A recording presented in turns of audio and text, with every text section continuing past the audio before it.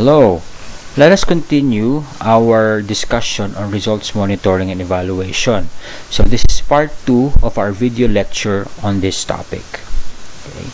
So let us proceed to step 4, wherein we will set our baselines and start gathering data on our indicators.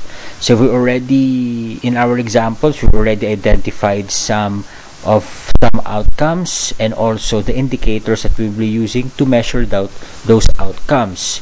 Alright, so we have an indicator. Now let us first determine the baseline, okay, which is the first measurement of an indicator. And the baseline is also used to learn about the current or recent levels and patterns of performance, or the baseline is the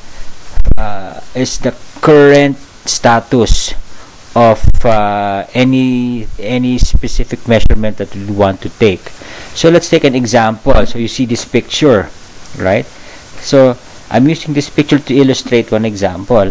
Let's say, for example, that in a personal, if you have a personal goal, for example, if you set a personal goal of losing weight, all right, so that can be an outcome. For example, an outcome would be, I would like to lose weight in 2 months, right? But again, if you notice that outcome is not that clear or is not that specific, how many pounds would you want to lose? All right, so I can say that I would like to lose, let's say, 20 pounds, okay, in a span of 2 months, right? So but in order to know, in order to really have a good measurement and to really have a good sense of what you have achieved or of what your performance is, you need to have a baseline. So in this sample of losing weight, the baseline is, for example, I am starting to do my diet today to lose weight.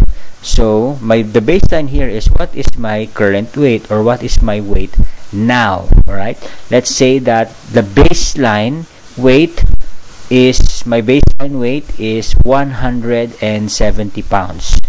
Okay, so which means that in the next 2 months I need to lose 20 pounds, which means that at the end point or the target, I would need to arrive at a weight of 150 pounds. So we'll get into that later, right?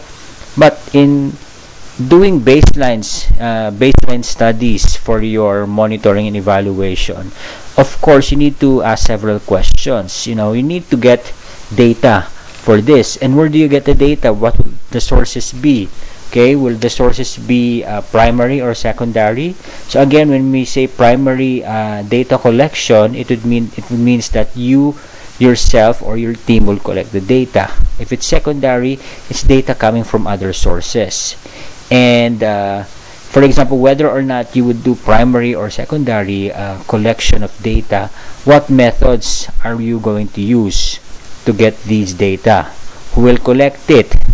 As a CEC manager, will you do data collection yourself, or would you ask your staff or appoint someone to collect the data for you and go, for example, to the barangay and interview people about, let's say, for example, their ICT literacy, or interview people about their awareness of the existence of your CEC?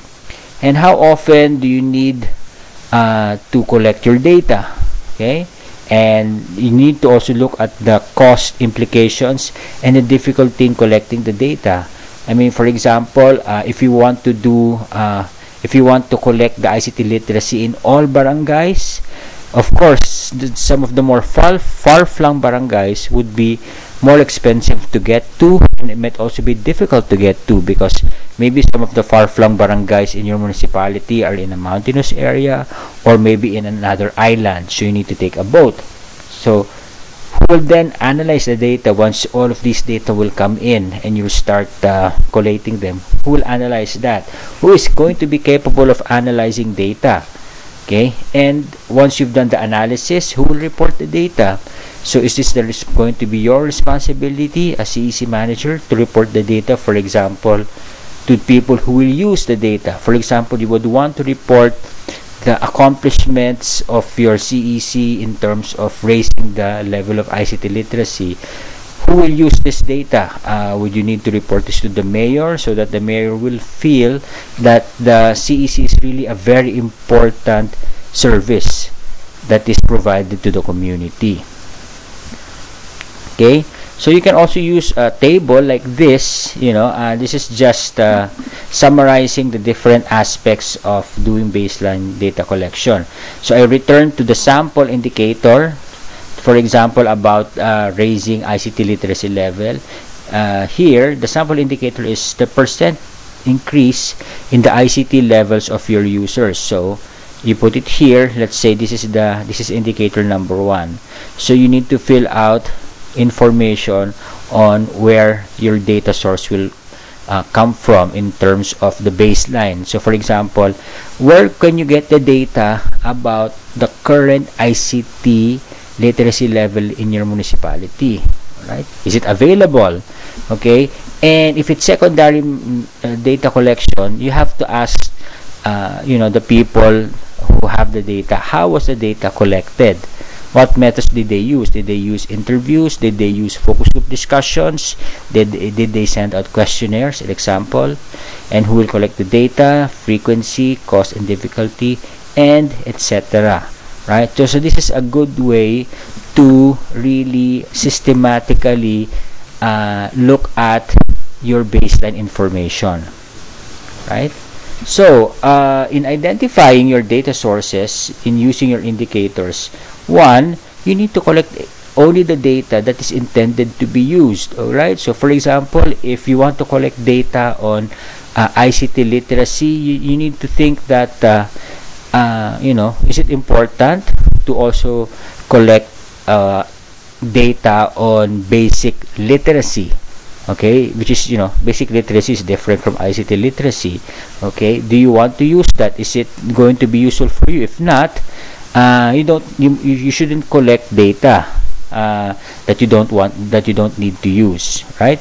And as I've mentioned, data sources can be primary or secondary. Okay, primary would be more difficult to gather because you have to do it yourself. It will incur costs. You will also need to have people to help you with this.